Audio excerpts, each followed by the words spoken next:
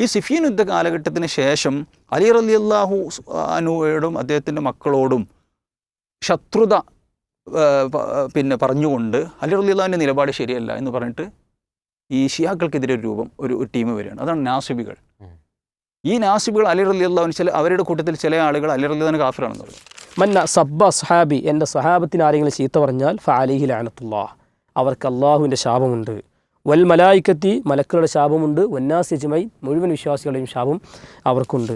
നമ്മുടെ നാട്ടിൽ പല നിലക്കുള്ള പിഴച്ച കക്ഷികളുടെ സ്വാധീനം ഒളിഞ്ഞും തെളിഞ്ഞുമൊക്കെ നമ്മൾ കാണുന്നു. പ്രത്യേകിച്ച് ഷിയാക്കളുമായി ബന്ധപ്പെട്ടൊക്കെ ഈ സമസ്തയുടെ ഒരു ചാനലിലൂടെയും അല്ലാതെയും ഒക്കെ അവരുടെ ഒരു സ്വാധീനവും അതുപോലെ തന്നെ അവരുടെ പിഴച്ച ചിന്താഗതികളും എല്ലാം ഇവിടെ പ്രചരിപ്പിക്കപ്പെടുന്നുണ്ട്.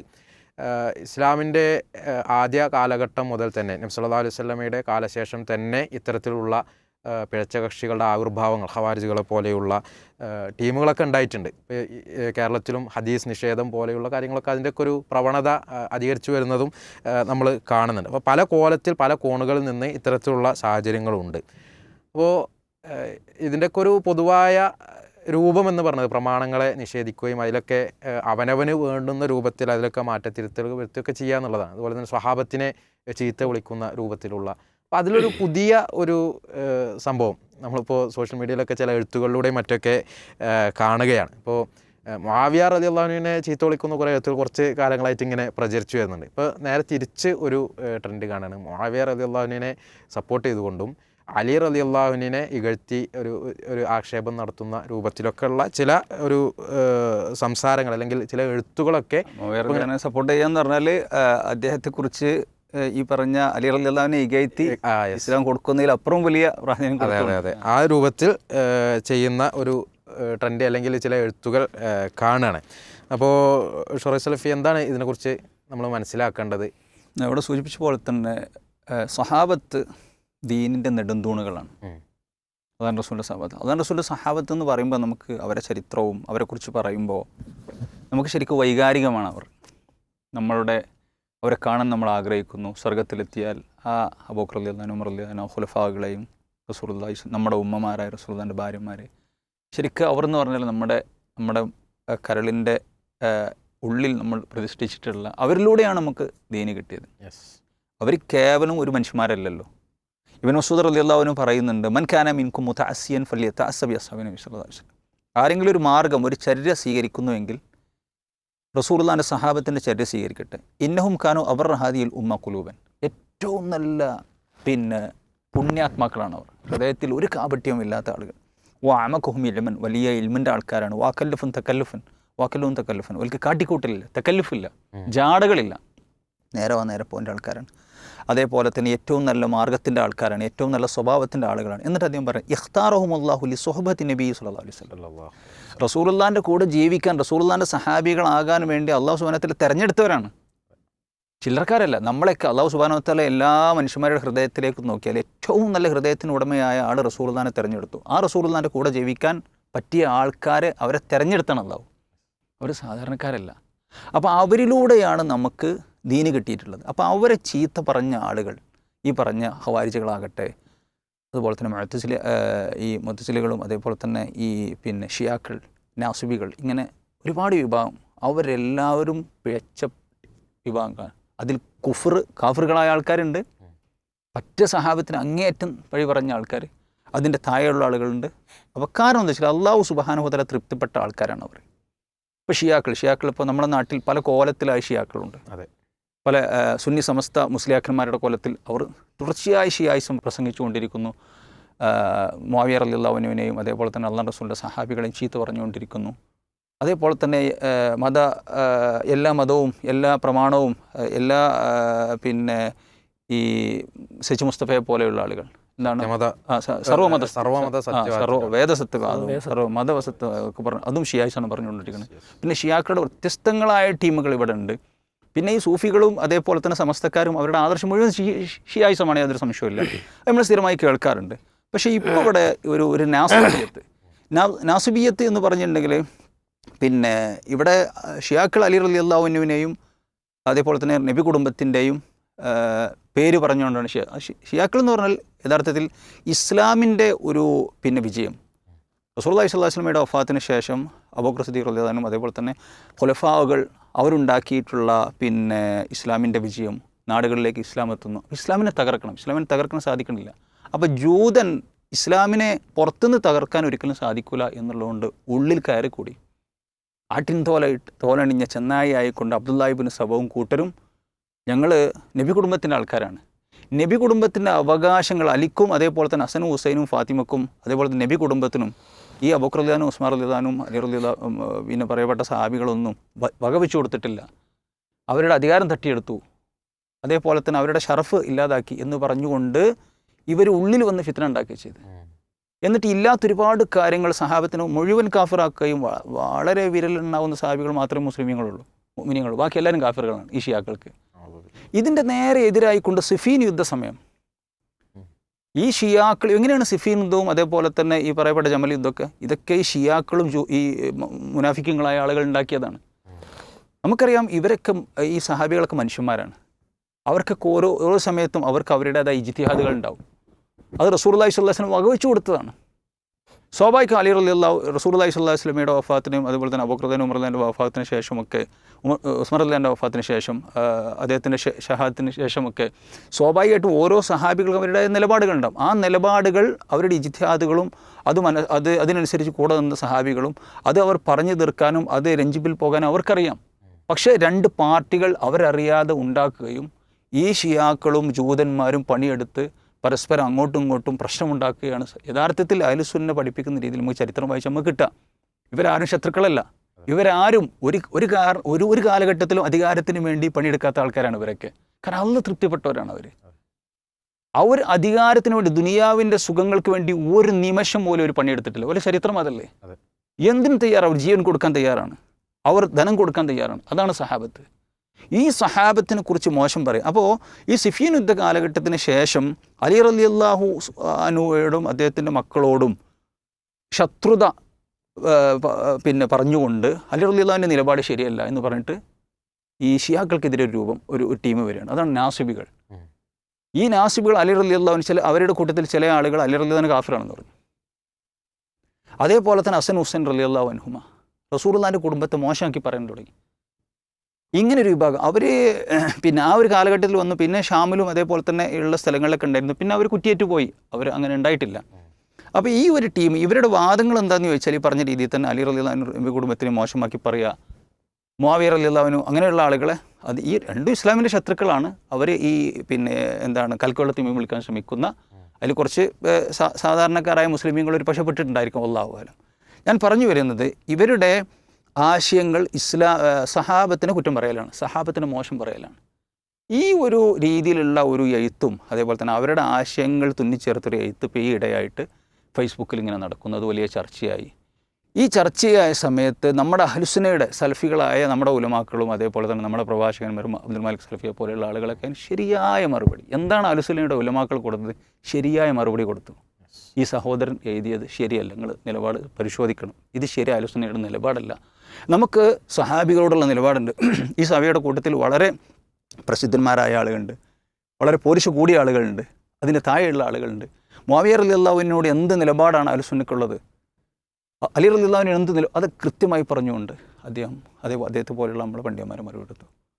അതേപോലെ തന്നെ ഈ ഒരു അവസരം മുതലാക്കിക്കൊണ്ട് ഷിയാക്കൾ, നമ്മുടെ കൂട്ടത്തിലുള്ള ഷിയാക്കളും അതേപോലെ ഷിയാക്കളെ പിന്താങ്ങിക്കൊണ്ടിരുന്ന ഷിയാക്കളുടെ ആദർശം പല വിഷയത്തിലും പറയുന്നത് ജമാഅത്തെ ഇസ്ലാമിയും എന്താക്കുന്നത് സലഫികൾ അടിക്കാൻ ഇതൊരു വഴിയെടുക്കുകയാണ്. ഈ പറഞ്ഞ ആൾ സലഫിയാന്ന് എഴുതി തീർക്കുക. അങ്ങനെയാണല്ലോ, ആടിനെ പട്ടിയാക്കി തച്ചില്ല.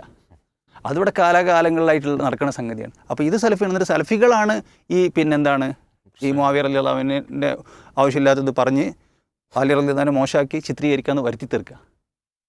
അപ്പോൾ ഇങ്ങനെ രണ്ട് സംഗതി അഹ്ലുസുന്നയുടെ പണ്ഡിതന്മാർ അതിന് മറുപടി എടുക്കുന്ന സമയത്ത്, തുല്ലാബുകൾ മറുപടി എടുക്കുന്ന സമയത്ത് അഹ്ലുസുന്നയെ അടിക്കാൻ, സലഫികളെ അടിക്കാൻ ഷിയാക്കൾ ഇത് അവസരം മുതലാക്കുന്നുണ്ട്. ഏതായിരുന്നാലും അദ്ദേഹം പറഞ്ഞ വാദങ്ങൾ എന്തായിരുന്നു? ഈ ഫേസ്ബുക്ക് പോസ്റ്റിൽ വന്ന സഹോദരൻ എഴുതിയിട്ടുള്ള വാദങ്ങൾ, അലി റളിയല്ലാഹുവിൻ്റെ നിലപാടുകൾ പല വിഷയത്തിലും തെറ്റായിരുന്നു. തെറ്റാകാം, സ്വാഭാവിക മനുഷ്യനാണ്, തെറ്റാകാം, ശരിയാകാം. പക്ഷേ അദ്ദേഹം പറഞ്ഞിട്ടുള്ളത് അതിന് വേണ്ടിയിട്ടല്ല. അത് സ്വാഭാവികമായിട്ട് അദ്ദേഹത്തിൻ്റെ എഴുത്തുകൾ മനസ്സിലായി. ഞാൻ ബാക്കിയോട് വായിക്കാം. അബ്ബാസികളും റാഫിദുകളും ഡിസൈൻ ചെയ്ത അഹ്ലുസുന്ന, ഇദ്ദേഹം പറയണമെന്ന് വെച്ചാൽ മുൻഗാമികളായിട്ടുള്ള അഹ്മദ് നബി റഹ്മത്തുള്ളാഹി അലൈയുടെ ഒക്കെ മുമ്പുള്ള സലഫി ഉലമാക്കളൊക്കെ അലി റളിയല്ലാഹുവിൻ്റെ നിലപാട് നിശിതമായി വിമർശിച്ച ആളുകളായിരുന്നു. അതേപോലെ തന്നെ അലി റളിയല്ലാഹുവിനും അല്ല ശരിയാവണ്ണം എന്താണ് നാലാമത്തെ ഖലീഫയായി വന്നിട്ടുള്ളത്. അലി റളിയല്ലാഹു അതേപോലെ തന്നെ മുആവിയ റളിയല്ലാഹുവിനെ കുറിച്ച് പറഞ്ഞ കാര്യങ്ങളും ഒക്കെ വളരെ എന്താണ് പിന്നെ ഇപ്പോൾ പറഞ്ഞ പോലെയല്ല. അങ്ങനെ അലി റളിയല്ലാഹുവിൻ്റെ ആ ഒരു മഹത്വം ഇടിച്ചു താഴ്ത്താനും മഹത്വം ഉള്ള ആളുകൾക്ക് അതിനേക്കാളേറെ മഹത്വം അഹ്ലുസുന്ന കൊടുത്തതിനേക്കാൾ മഹത്വം വെച്ച് പറയാനൊക്കെ പിന്നെ ഈ ശ്രമിച്ചുകൊണ്ടിരിക്കണം. അപ്പോൾ അദ്ദേഹം പറയുന്നത് ഈ അബ്ബാസികളും റാഫിദികളും ഡിസൈൻ ചെയ്ത അഹ്ലുസുന്ന പിന്നീട് രൂപപ്പെട്ടതാണ്. പിന്നെ ഈ പറയപ്പെട്ട ഈ ഒരു ആദർശം ഉണ്ടല്ലോ, ഇപ്പോൾ അലി റളിയല്ലാഹുവിന് വലിയ മഹത്വം കൊടുത്ത് അലി റളിയല്ലാഹു നാലാമത്തെ ഖലീഫ എന്നൊക്കെ പറഞ്ഞു, ഈ ഒരു അഹ്ലുസുന്ന പിന്നീട് രൂപപ്പെട്ടതാണ്. അഹ്ലുസുന്നയെ ബാധിച്ച ആദ്യത്തെ ശീസമാണ് അലിയെ വെളുപ്പിക്കുന്ന നിലപാട്. അഹ്ലുസുന്നയെ ബാധിച്ച അന്നത്തെ ആദ്യത്തെ ശീസമാണ് അലിയെ വെളുപ്പിക്കുന്ന നിലപാട്. നമുക്ക് എങ്ങനെ ഇത് വായിക്കാൻ പറ്റും പ്രിയമുള്ളവരെ? നോക്കൂ, അടുത്തൊന്ന് പറയാം. സുന്നികൾക്കിടയിൽ അലി റളിയല്ലാഹുവിനെ മഹാസംഭവമാക്കി പിടിച്ചു നിർത്തിയത് ഇമാം അഹമ്മദ് നംബലും അദ്ദേഹത്തിൻ്റെ പിൻഗാമികളായ അദ്ദേഹത്തിൻ്റെ കുറച്ച് ആൾക്കാരുമാണ്. സൽഫി പണ്ഡിതൻ നോക്കുന്നു, സുന്നികൾക്കിടയിൽ അലി റളിയല്ലാഹുവിനെ മഹാസംഭവമാക്കി പിടിച്ചു നിർത്തിയ അലി റളിയല്ലാഹു മഹാസംഭവം അല്ലേ? എന്താണ് ഈ പറയണത്? എന്താണ് ഈ പറഞ്ഞുകൊണ്ടിരിക്കുന്നത്? അടുത്തൊന്ന്, ഇമാം അഹ്മദ് അവസാന കാലഘട്ടത്തിൽ മാർക്കറ്റ് ചെയ്ത അഹ്ലുസുന്ന ഇല്ലായിരുന്നെങ്കിൽ, ഇമാം അഹ്മദ് റഹ്മത്തുള്ളാഹി അലൈഹിയാണ് ഈ ഒരു ശരിയല്ലാത്ത ആശയം അഹ്ലുസുന്നയിൽ പരത്തി വെച്ചത്. അതില്ലായിരുന്നെങ്കിൽ അലിയാർത്ഥങ്ങൾ ഇൻവെർട്ടഡ് കോമയിൽ അങ്ങനെ അലിയാർത്ഥങ്ങൾ അലി എന്നൊരു മഹത്വം എന്നുള്ളത് കൂഫയിൽ അവസാനിക്കുമായിരുന്നു. സുബ്ഹാനല്ലാഹ്, ആരായി പറയണത്? എന്താണ് ഇയാൾ ഇതുകൊണ്ട് ലക്ഷ്യം വെക്കുന്നത്? അള്ളാഹു അദ്ദേഹത്തിന് ഹിദായത്ത് കൊടുക്കട്ടെ, നല്ല സൽബുദ്ധി ഉണ്ടാക്കട്ടെ. ഇങ്ങനെ പല ആളുകളും, ഞാൻ പറയട്ടെ, അഹ്ലുസുന്നയുടെ ഇമാമുകൾ, അഹ്ലുസുന്നയുടെ മൻഹജായിട്ട് നമ്മുടെ ഇമാമുകൾ എഴുതി വെച്ച ഗ്രന്ഥങ്ങളിൽ ഇങ്ങനെയുള്ള ഒരു വർത്തമാനവും ഉണ്ടാവില്ല. എന്നാൽ ഈ നാസുബിയത്ത് പറയാൻ വേണ്ടി പഠിക്കുന്ന ഒരുപാട് ഗ്രന്ഥങ്ങളിൽ പലതും കാണും. 2 വർഷം ഗ്രന്ഥങ്ങളിൽ കാണാൻ സാധിക്കും. അത് എവിടെന്നെങ്കിലും നുള്ളിപ്പെറുക്കി എടുത്തു കൊടുത്തിട്ട് ഈ പിന്നെ മുസ്ലിമീങ്ങൾക്കിടയിൽ ഇവിടെ അത് വിതരണം ചെയ്ത് ജനങ്ങൾക്കിടയിൽ വിശ്വാസം എന്താണ് ഇതിലൂടെ കാണുന്നത്? അത് ഞാൻ ചോദിക്കുന്നത്. എന്തെങ്കിലും ഒരു ഉപകാരം വേണ്ട. ആരെക്കുറിച്ചാണ് ഈ പറയണത്? നോക്കൂ, നിങ്ങൾ എത്ര ഗൗരവമായ വരികളാണ് ഈ പറഞ്ഞുകൊണ്ടിരിക്കുന്നത്. റസൂലുള്ളാഹി സ്വല്ലല്ലാഹു അലൈഹി വസല്ലം അലി റളിയല്ലാഹുവിനെ കുറിച്ച് പറഞ്ഞു, മൻ അഹബ്ബ അലിയൻ ഫഖദ് അഹബ്ബനി. ആരെങ്കിലും അലി റളിയല്ലാഹുവിനെ ഇഷ്ടപ്പെട്ടാൽ അവൻ എന്നെ ഇഷ്ടപ്പെട്ടു. ഇവിടെ എന്താ പറഞ്ഞത്? അലി റളിയല്ലാഹുവിനെ മഹാസംഭവമായി പിടിച്ചിരുത്തി. മഹാസംഭവമായിട്ട് റസൂലുള്ളാഹി പഠിപ്പിച്ചതാണ് നമ്മുടെ നേതാവായ അലി റളിയല്ലാഹുവിനെ കുറിച്ച്. ആരെങ്കിലും എന്നെ ഇഷ്ടപ്പെട്ടാൽ അവൻ അള്ളാഹുവിനെ ഇഷ്ടപ്പെട്ടു. ആരെങ്കിലും അലീനെ ഇഷ്ടപ്പെട്ടാൽ എന്നെ ഇഷ്ടപ്പെട്ടു. ആരെങ്കിലും എന്നെ ഇഷ്ടപ്പെട്ടാൽ അവൻ അള്ളാഹിനെ ഇഷ്ടപ്പെട്ടു. ഒമൻ അബ്ഗള അലിയൻ ഫഖദ് അബ്ഗളനി. ആരെങ്കിലും അലി റളിയല്ലാഹുവിനെ മോശമാക്കി, അദ്ദേഹത്തോട് ദേഷ്യം പിടിച്ചു, അദ്ദേഹത്തെ നിഷേധിച്ചു, അവൻ എന്നെയാണ് നിഷേധിച്ചിട്ടുള്ളത്. എന്നെ നിഷേധിച്ചാൽ അള്ളാഹു സുബ്ഹാനഹു വ തആലയാണ് നിഷേധിച്ചിട്ടുള്ളത്. അതാണ് അലി റളിയല്ലാഹുവിൻ്റെ പവർ. അത് ദീന് വകവെച്ച് കൊടുത്തത്, നമ്മളെ മുത്തനബി വകവെച്ച് കൊടുത്തത്. എന്തിനാണ് ഈ പറയുന്നത്? എന്തിനാണ് ഈ സഹാബികളെക്കുറിച്ച് മോശം പറയുന്നത് എന്ന് മാത്രമല്ല, റസൂലുള്ളാഹി സ്വല്ലല്ലാഹു അലൈഹി വസല്ലം ഒരിക്കൽ ഖൈബർ യുദ്ധ സമയത്ത് പിന്നെ റസൂൽ സ്വല്ലല്ലാഹു അലൈഹി വസല്ലം പറയാണ്, തലേന്ന് രാത്രി ഞാൻ നാളെ ലഉതിയന്ന റായത ഗദൻ റജുലൻ യുഹിബ്ബുല്ലാഹ വ റസൂലഹു വ യുഹിബ്ബുഹുല്ലാഹു വ റസൂലുഹു യഫ്തഹുല്ലാഹു അലാ യദൈഹി. ഖൈബർ കോട്ട, ആ ഖൈബർ യുദ്ധത്തിലേക്ക് പിന്നെ പോകുന്ന അണികളുടെ സേനാ നായകനായിക്കൊണ്ട് ഞാൻ ഒരാൾക്ക് പതാക കൊടുക്കും. അദ്ദേഹത്തിൻ്റെ പ്രത്യേകത, അദ്ദേഹം അള്ളാഹുവിനെയും അവൻ്റെ റസൂലിനെയും ഇഷ്ടപ്പെടുന്നു. ഒരു ചർച്ചയില്ല, എല്ലാ സഹാബികളും അള്ളാഹുവിനെയും റസൂലിനെ ഇഷ്ടപ്പെടുന്നുണ്ട്. അടുത്തതാണ് പോയിന്റ്. അദ്ദേഹത്തെ അള്ളാഹുവിനും അവൻ്റെ റസൂലിനും ഇഷ്ടമാണ്. പോരെ? ഉമർ റളിയല്ലാഹു അൻഹു പറയുന്നുണ്ട്, ഞാൻ എൻ്റെ ജീവിതത്തിൽ അധികാരം കൊതിച്ച ഒരേ ഒരു രാത്രിയാണത്. നിങ്ങൾ ആലോചിച്ച് നോക്കണം. ഓരോ സഹാബികളും ഹദീസ് റിപ്പോർട്ട് ചെയ്യുന്ന സഹാബികളുണ്ട്. ഓരോ സഹാബിയും ആഗ്രഹിച്ചു, എനിക്ക് അധികാരം കിട്ടിയിരുന്നെങ്കിൽ. അധികാരത്തിൻ്റെ ഒരു അപ്പക്കഷ്ണം പോലും ആഗ്രഹിക്കാത്ത സഹാബികൾ. നിങ്ങൾ ആലോചിച്ച് നോക്കണം. എന്നിട്ട് രാവിലെ ആയപ്പോൾ എവിടെ അലി എന്ന് ചോദിച്ചു.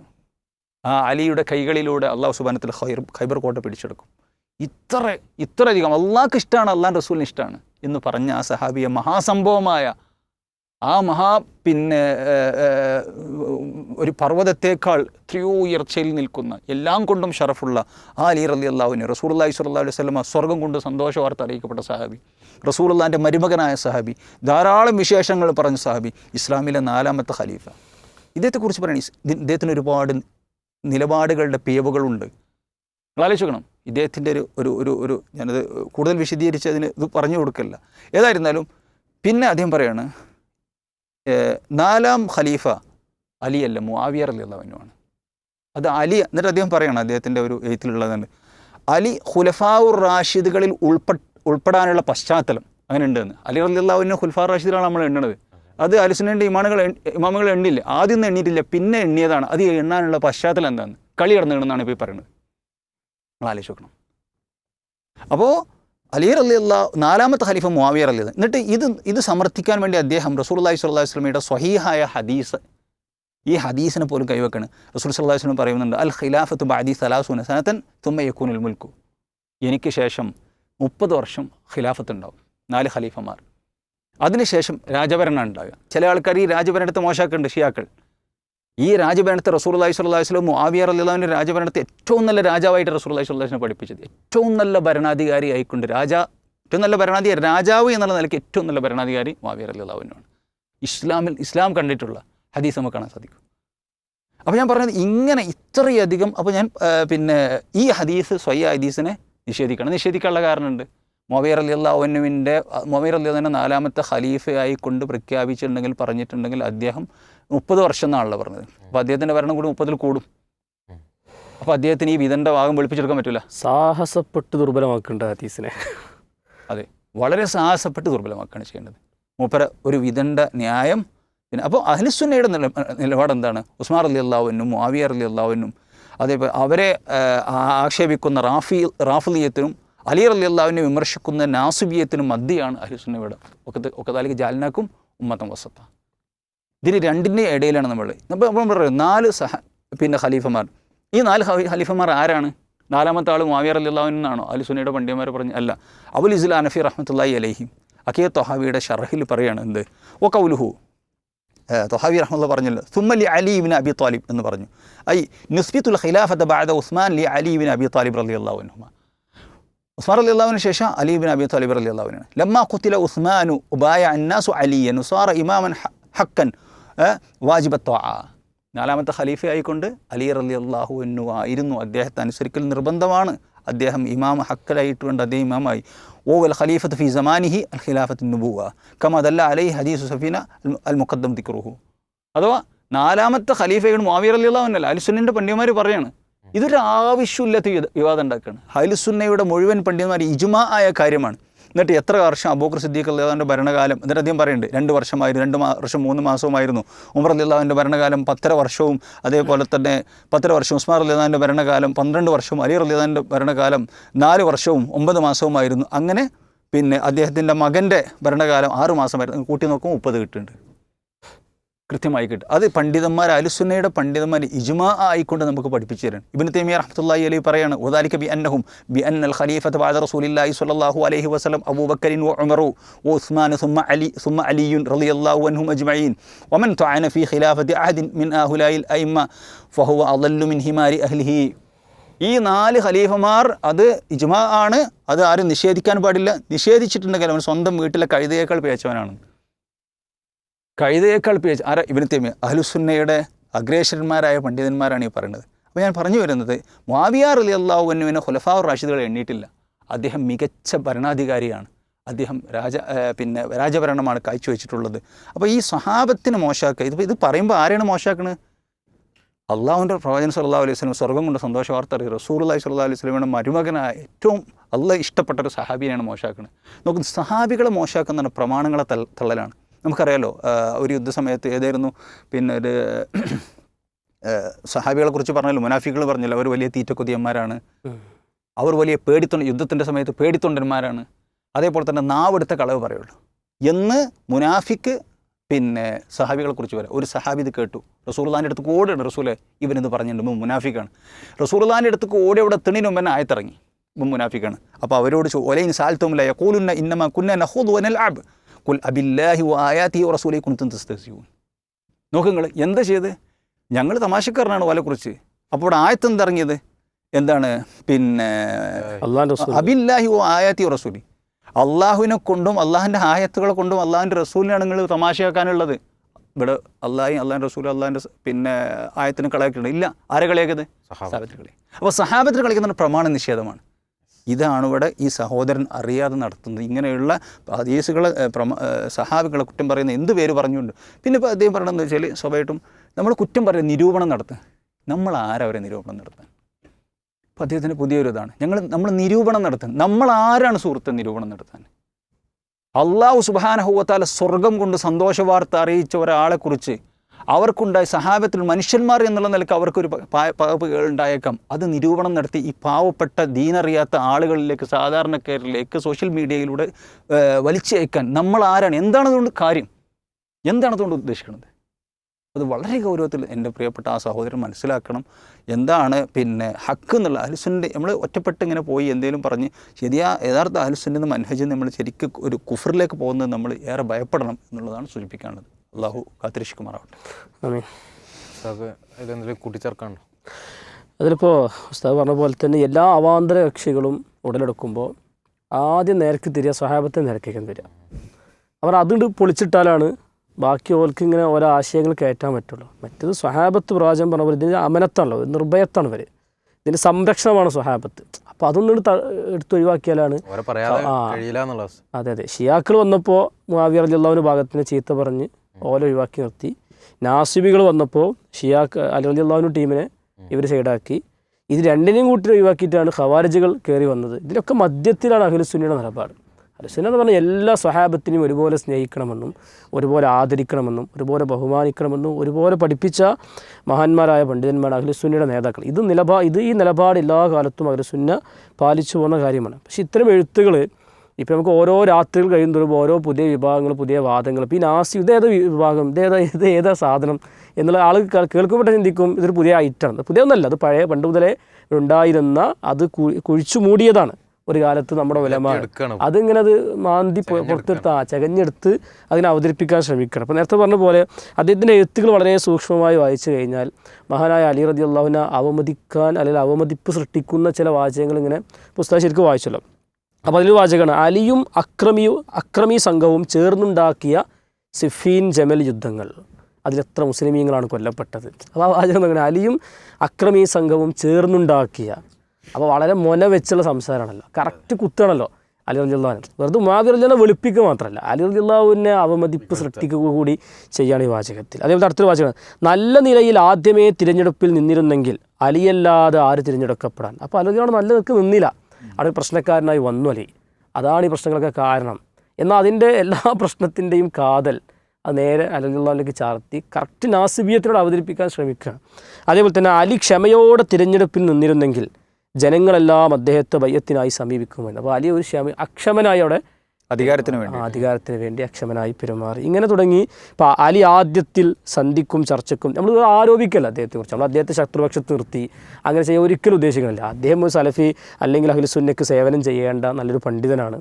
അദ്ദേഹത്തിൻ്റെ പാണ്ഡിത്യത്തെ ബഹുമാനിക്കുന്നു, അദ്ദേഹത്തെ ബഹുമാനിക്കുന്നു. പക്ഷെ അദ്ദേഹം ഈ എടുത്ത നിലപാട് അത് പൂർണ്ണാർത്ഥത്തിൽ അദ്ദേഹം തൗബ ചെയ്ത് തിരിഞ്ഞു മടങ്ങി അദ്ദേഹം അഹ്ലുസുന്നയുടെ നിലപാടുകൾ എന്താണെന്ന് സൂക്ഷ്മമായി വായിച്ചു പഠിച്ച് തിരിച്ചു വരേണ്ട ആളാണ്. അദ്ദേഹം ഇത്ര നിലപാട് പരസ്യമായി അതിന് മറുപടി എന്നപ്പോൾ പിന്നെ അതിന് മറുപടി അതിങ്ങനെ പ്രചരിപ്പിച്ച് ആളുകൾക്കിടയിൽ വടി കൊടുക്കുകയാണ്.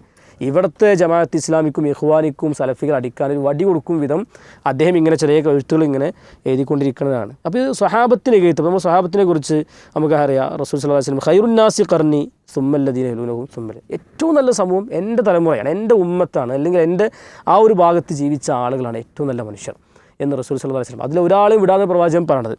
വേറെ ഹദീസിൽ കാണാം ലാ തസുബ്ബു അസ്ഹാബി, എൻ്റെ സ്വഹാബത്തിൽ ചീത്ത പറയരുത്. കാരണം സ്വഹാബത്തെ ചുറ്റും ചീത്ത പറയൂല ഒരു മനുഷ്യൻ, സാധാരണ മനുഷ്യൻ.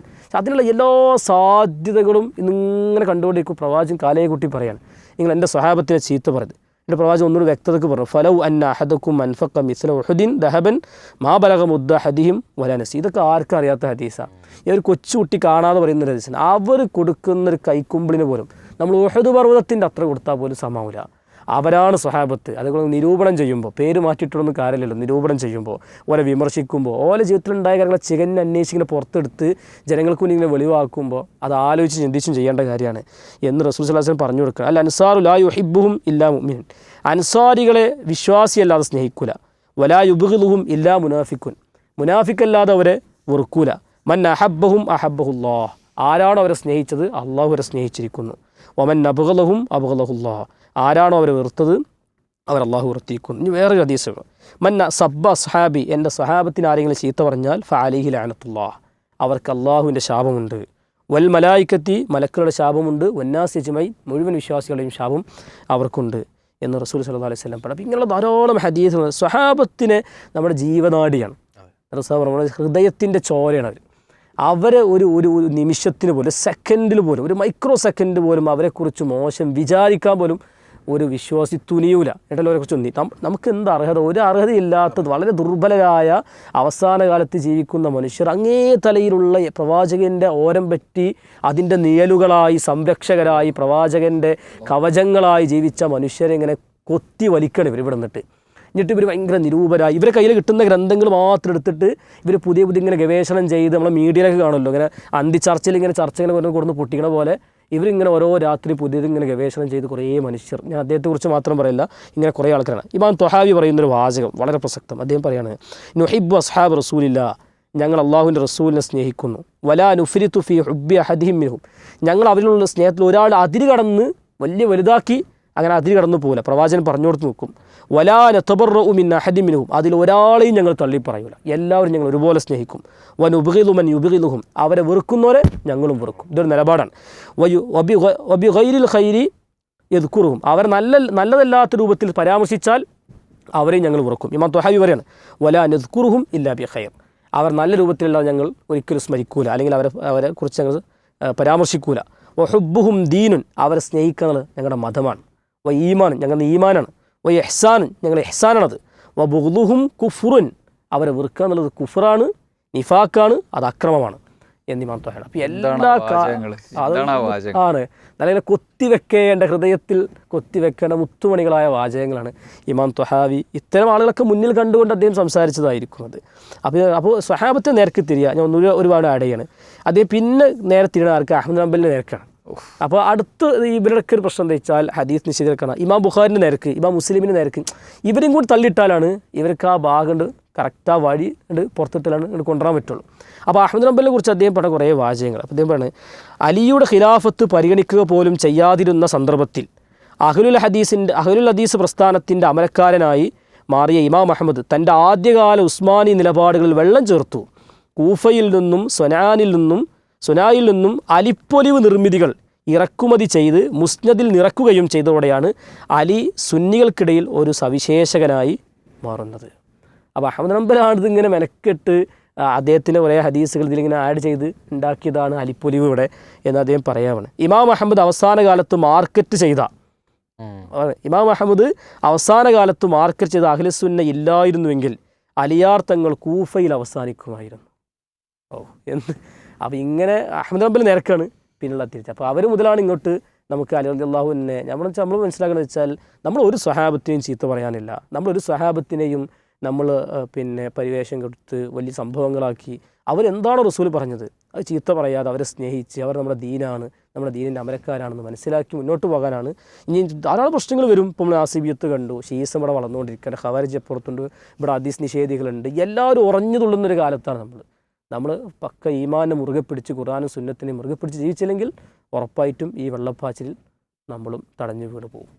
നോക്കാത്ത കൂടുതലായി ഒന്നും പറയാനില്ല, വളരെ ക്ലിയറാണ് കാര്യം. അല്ല, ഇപ്പോൾ ഇവിടെ പറഞ്ഞല്ലോ, നമ്മൾ അവരോട് ഇങ്ങനെ സ്വഹാബത്തിനോടുള്ള ഈ നിലപാടെടുക്കുന്ന ആളുകളോട് നമുക്ക് അവരോട് വെറുപ്പാണ്, നമ്മൾ അതിനെതിരെ സംസാരിക്കുന്നു പറഞ്ഞല്ലോ തഹാവി റഹ്മത്തുള്ളാഹി. അതിനാണ് ഇപ്പോൾ നമ്മൾ ഈ ചെയ്തുകൊണ്ടിരിക്കുന്നത്. അതുകൊണ്ടാണ് ഈ വിഷയം നമ്മൾ എടുക്കാനുള്ള കാരണം. സ്വഹാബത്തിനെ കുറിച്ച് ഒരു മോശമായൊരു വാക്ക് എന്ന് പറഞ്ഞാൽ നമുക്ക് വിശ്വാസികളെ സംബന്ധിച്ചിടത്തോളം അത് താങ്ങാൻ കഴിയാത്ത ഒരു സംഗതി തന്നെയാണ്. എന്ന് മാത്രമല്ല, അവരുടെ വീരോചിതമായ അവർ ഈ ദീനിനു വേണ്ടി അർപ്പിച്ചിട്ടുള്ള സേവനങ്ങളും അവരുടെ വിശ്വാസവും അതൊക്കെ നമ്മൾ വായിക്കുമ്പോൾ, നിരൂപണം ചെയ്യല്ല, അത് വായിക്കാനും പകർത്താനുള്ളതാണ്. നമുക്കൊരു വലിയ മാതൃകയാണ് സമ്മാനിക്കുന്നത്. അതാണ് നമുക്ക് അതിലുള്ള പാഠം എന്ന് പറഞ്ഞാൽ. അല്ലാതെ അതിൽ പിഴവുകൾ ചെയ്യാൻ പോകുക എന്ന് പറഞ്ഞത് എന്തുമാത്രം ഒരു മോശത്തിലാണ് എന്നുള്ളത് നമ്മൾ ചിന്തിക്കേണ്ട ഒരു വിഷയമാണ്. വിശ്വാസികൾ സ്വഹാബത്തിനെ സ്നേഹിക്കുന്നവരാണ്, അവരുടെ പിഴവ് ചെയ്യുകയും അവരെ നിരൂപണം ചെയ്യുകയും ചെയ്യുന്നവരല്ല എന്നുള്ളത് തന്നെയാണ് നേരത്തെ പറഞ്ഞത്. അതാണ് നമ്മുടെ ദീന്. എന്ന് മാത്രമല്ല, ഇപ്പോൾ ഈ കാലഘട്ടത്തിൽ യുക്തിവാദികൾക്കും അവർക്കൊക്കെ വടി കൊടുക്കുകയാണ് ശരിക്കും ഇസ്ലാമിനെ തല്ലാൻ, സഹാബികളെ തല്ലാൻ. അല്ലാതെ എന്താണ് ഖൈറുള്ളത്? അല്ലാഹുൽ അഭയം.